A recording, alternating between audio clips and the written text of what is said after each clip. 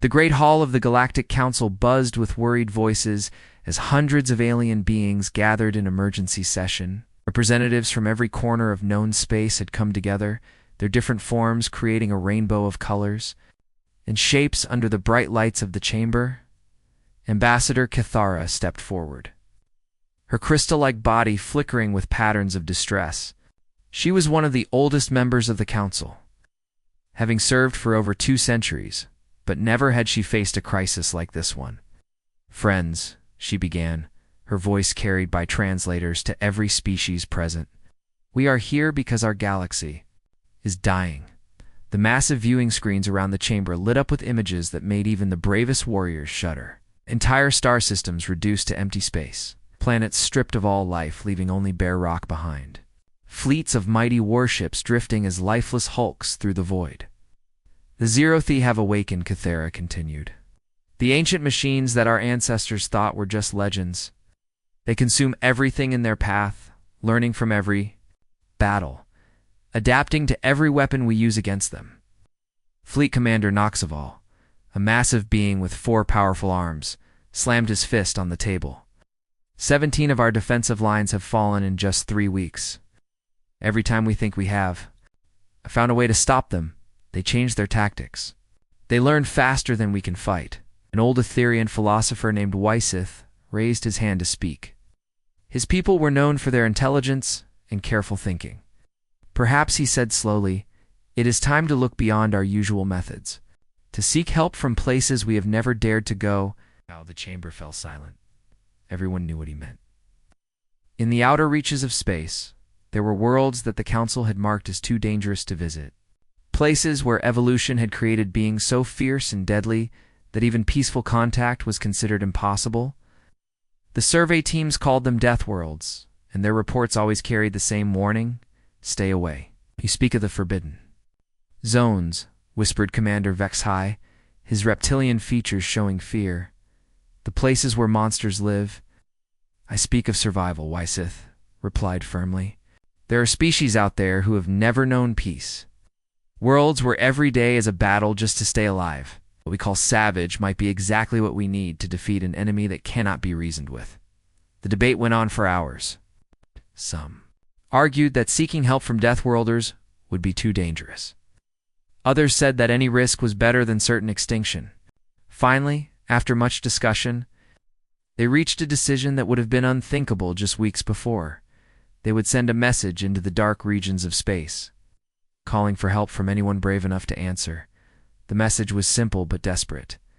"To any who can hear this, our galaxy is being destroyed by ancient machines. Our fleets are broken, our worlds burn.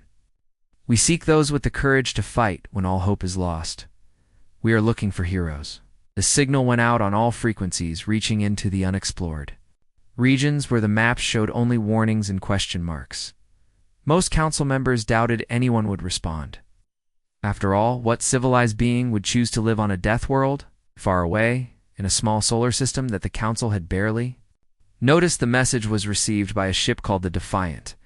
Captain Lee Daeho was leading humanity's first long-range space mission when his communications officer picked up the alien transmission. "Captain," said Lieutenant Park Minho, his face pale as he worked to translate the strange signal. "Need to hear this." The bridge crew listened in amazement as the desperate plea played through their speakers. For centuries, humans had wondered if they were alone in the universe. Now they had their answer. It came with a cry for help that touched something deep in the human spirit. Captain Lee stood slowly, his weathered face showing the determination that had carried humanity through countless wars and disasters on their harsh homeworld. Around him, his crew waited for orders, ready to follow him anywhere.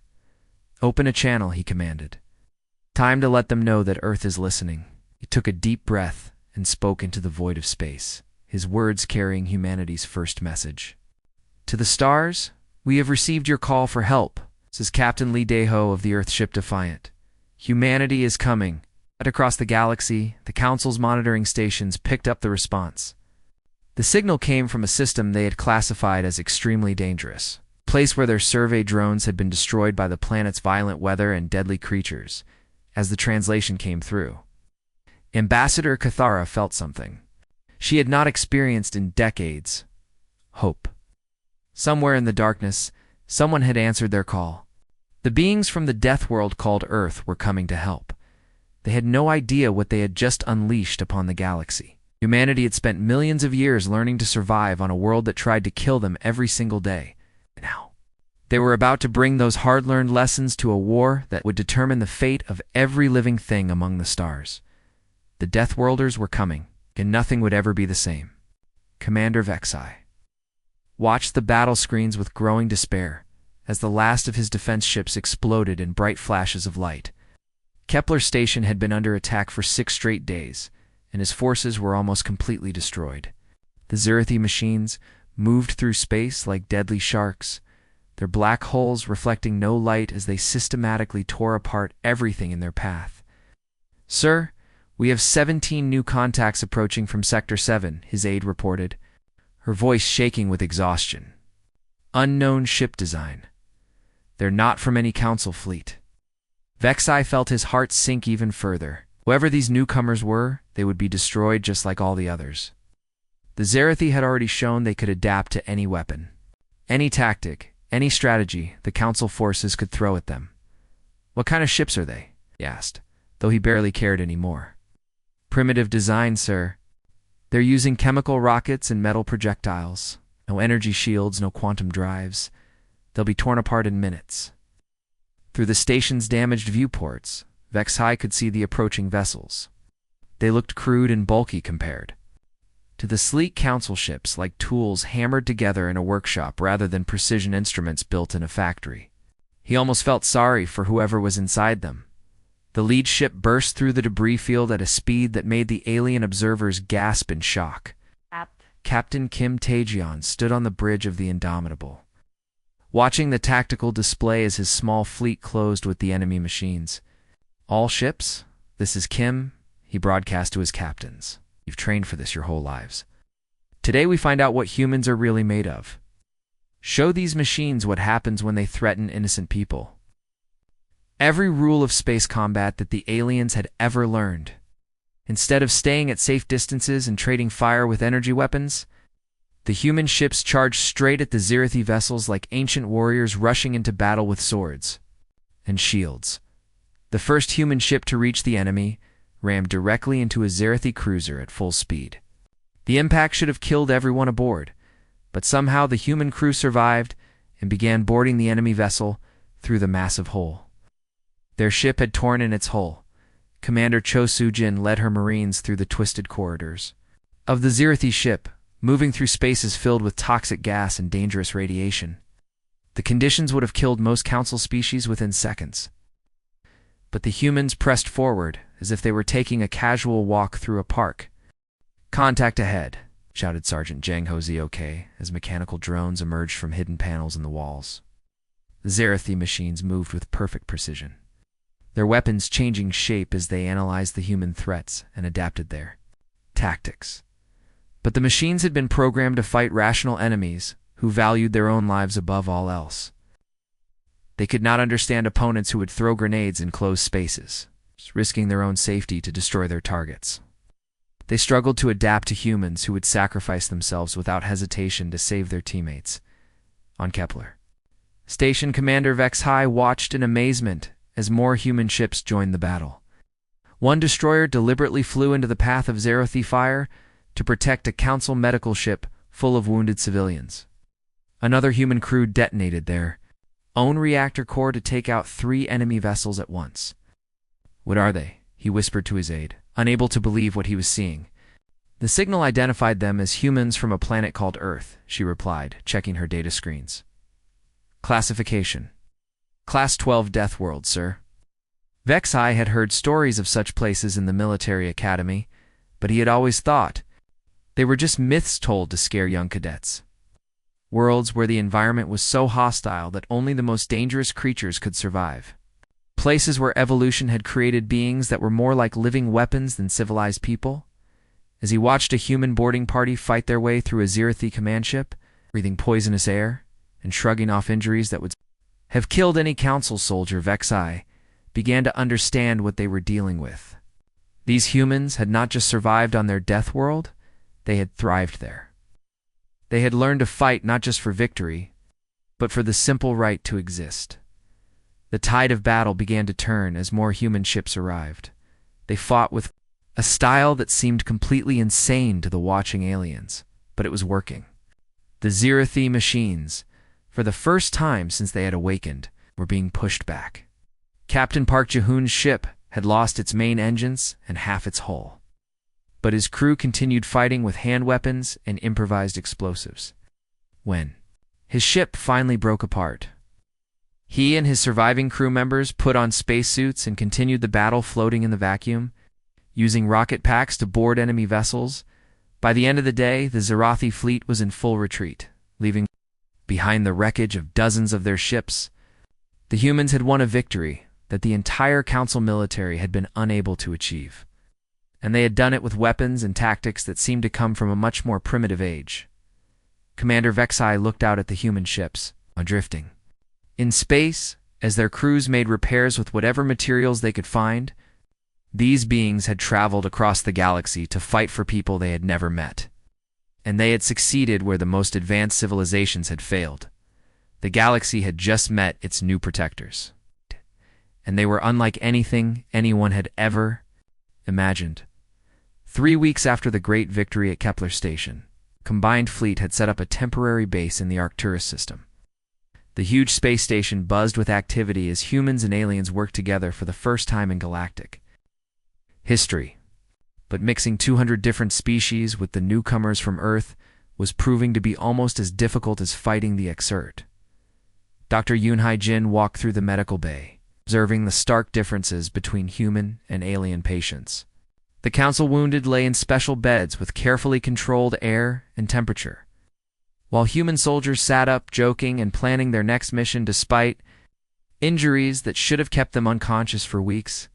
"It makes no sense," muttered Dr. Kexley, the chief alien doctor, as he watched Corporal Nam Woo-jin casually eating a meal despite having burns covering most of his body. "Their pain tolerance is impossible. They heal too fast. They should be dead. They come from a world that tried to kill them every single day," Dr. Yoon explained patiently. "Humans aren't tougher than your people. We're just used to suffering." The real problem started during the daily strategy meetings. Admiral Vixwin, the Council's top military commander, would present careful battle plans based on centuries of tactical knowledge. The human officers would listen politely, then suggest changes that sounded completely insane to alien ears.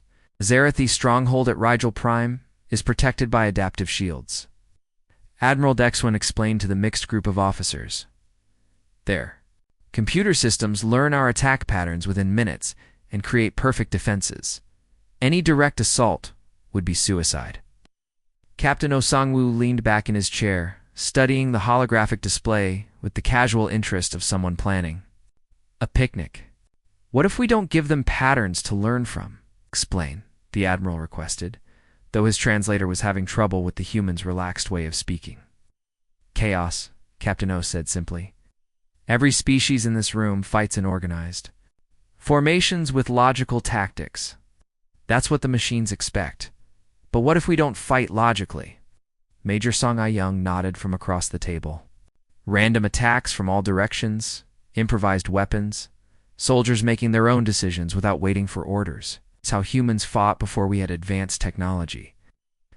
The alien officers looked at each other with expressions of horror. Commander Nixvel, a four-armed warrior from a proud military tradition, gestured wildly. "You want us to abandon thousands of years of military science and fight like barbarians?" "I want you to fight like survivors," Captain O replied calmly. "The machines can adapt to logic and planning. Let's see how they handle complete madness." Ow. Days later, the assault on Rigel Prime began in a way that would have made military historians weep. Instead of organized attack formations, human troops launched from random directions in whatever vehicles they could find. Cargo shuttles, maintenance pods, even storage containers with rocket engines welded to them carried the assault teams toward the enemy fortress. Sergeant Lee Sangmin found himself fighting alongside a squad of Klaxon warriors who had volunteered to try human-style combat. The insectoid aliens had always been considered fierce fighters, but they had never seen anything like what the humans did next. Your people are either very brave or completely insane, clicked Warrior Cathax as they advanced through a corridor, filled with deadly radiation. Probably both, Sergeant Lee admitted, checking his radiation meter and wincing at the reading. But crazy has worked pretty well for us so far. The breakthrough came when the assault teams reached the main computer core. The Zerathi machines had prepared for every possible attack scenario except one. Enemies who seemed to operate without any concern for their own safety. Human soldiers walked through toxic gas that would kill most beings in seconds.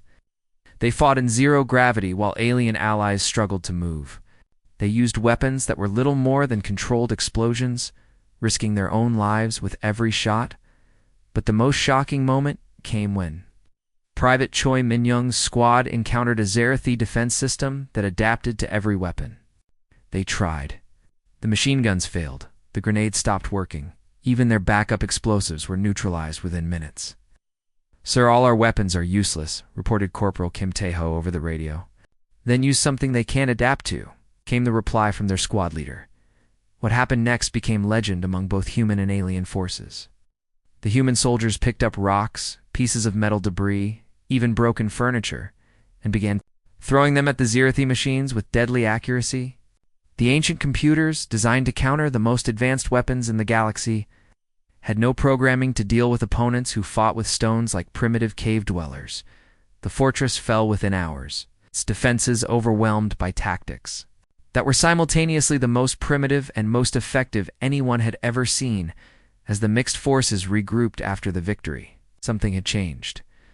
The alien warriors looked at their human allies with new respect, while the humans had learned to appreciate the advanced technology and strategic thinking of their council partners. "Perhaps," Admiral Dexwin said quietly to his aide, "there is wisdom in madness after all."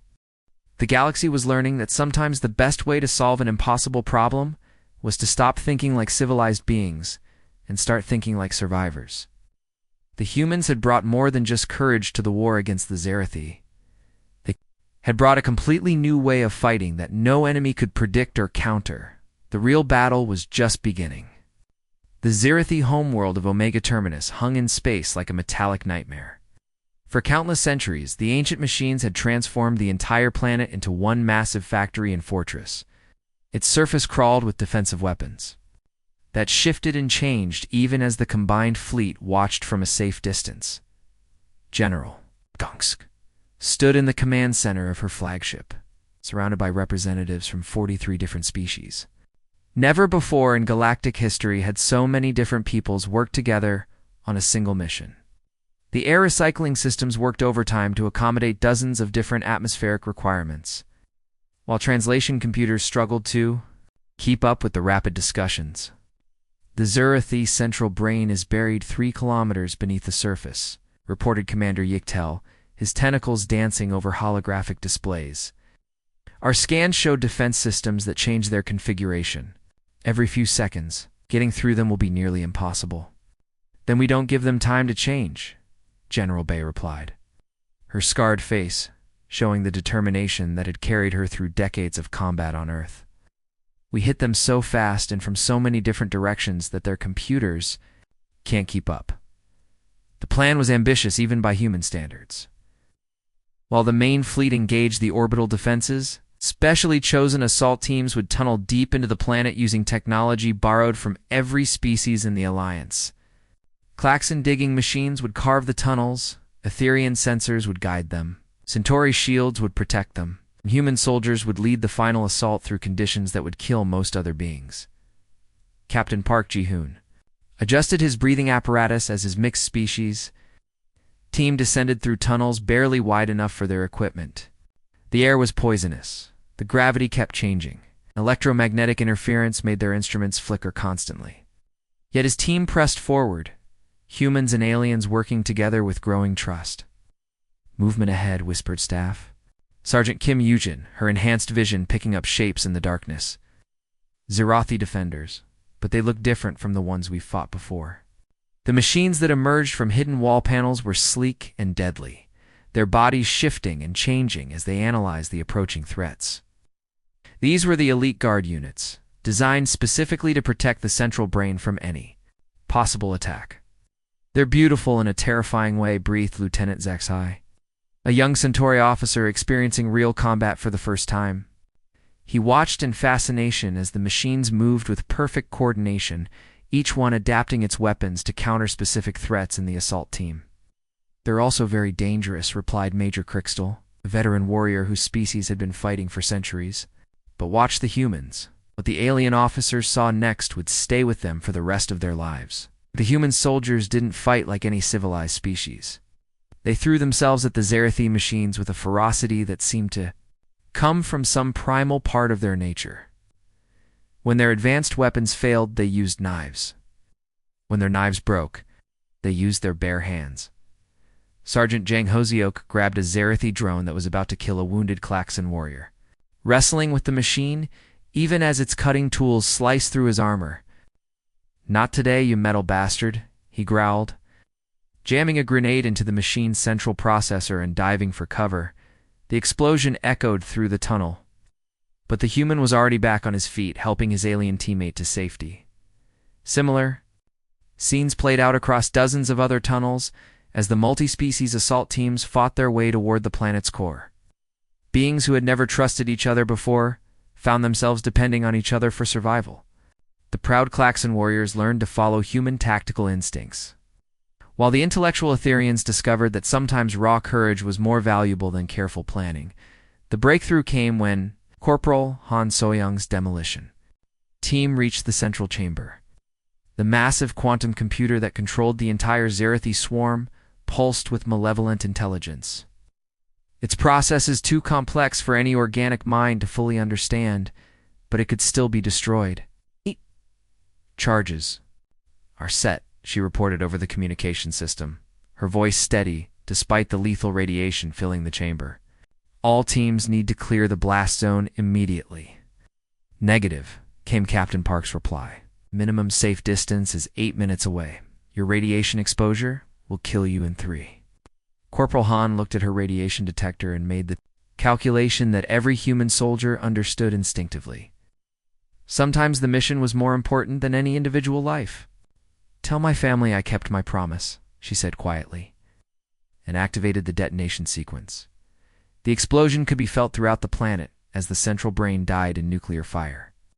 Across the galaxy, Zerathi fleets suddenly went dark as their controlling intelligence was destroyed.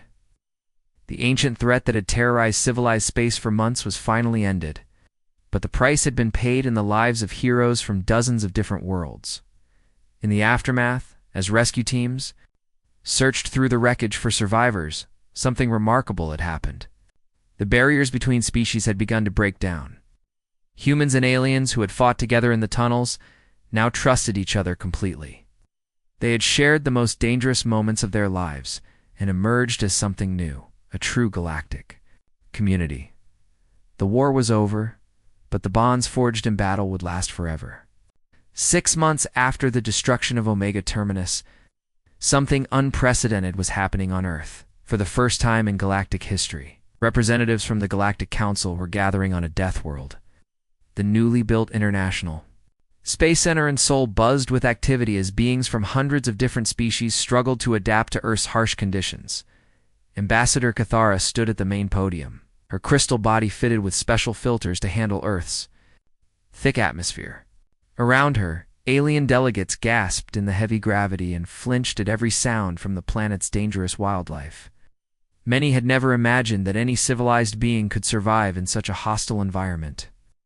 "When we sent our desperate message into the darkness," she began, her words translated into dozens of languages, "we hoped someone would answer. We never imagined we would find teachers." In the audience, the survivors of the Great War sat together. Colonel Lim Minseok, still weak from radiation poisoning, sat beside Klaxon warrior Kithax, who had returned to his home world to teach human fighting methods to his people's military academy. Dr. Yoon Hygiene chatted quietly with Etherian scientists who were still amazed by human medical techniques. "The humans showed us something we had forgotten," Ambassador Kithera continued, "that heroism is not about having the best weapons or the smartest computers. It is about standing up when others fall down. It is about fighting when victory seems impossible." It is about giving everything for those who cannot protect themselves.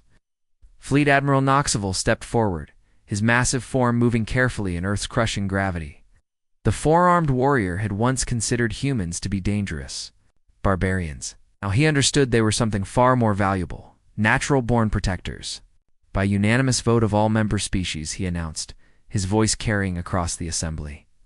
We invite the humans of Earth to join the Galactic Council, not as junior members, but as full equals. Your courage has earned you a place among the stars.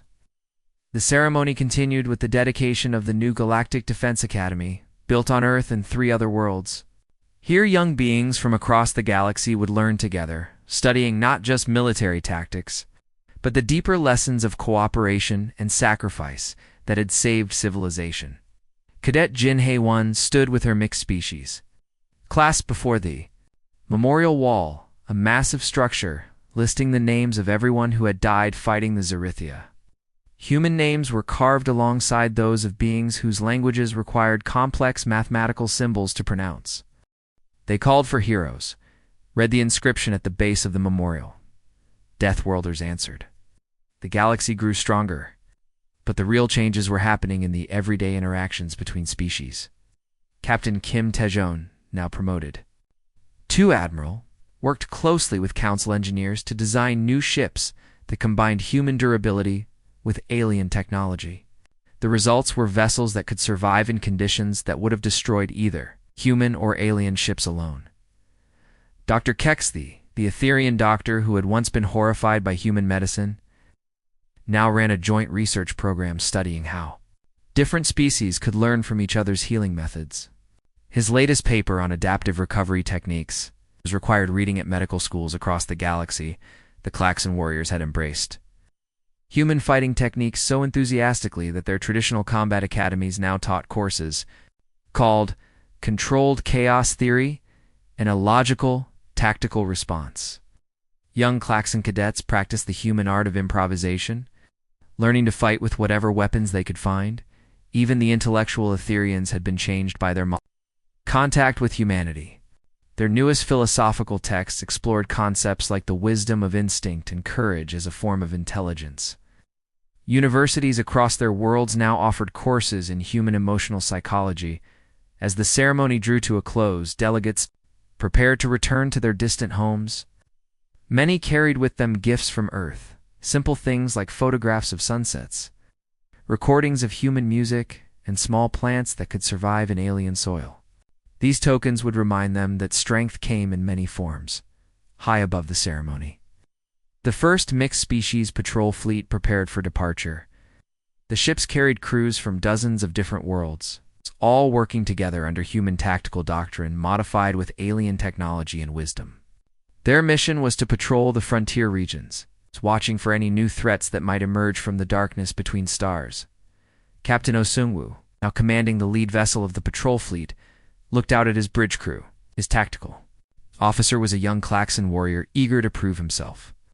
His science officer was an elderly Etherian philosopher who had requested active duty for the first time in his long life. His communications specialist was a Centauri diplomat who had learned to speak 17 human languages fluently. All stations report ready for departure, announced his executive officer, Lieutenant Park Min-ho, who had been with him since humanity's first contact with the galaxy.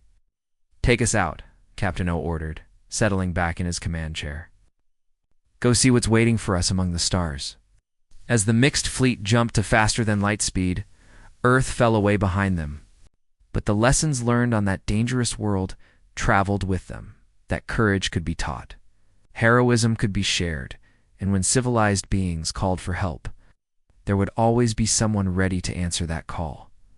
The galaxy was no longer the same place it had been before humanity arrived. It was stronger, braver, and more united than ever before. And somewhere in the darkness between stars, new challenges waited for the heroes who had learned to fight together.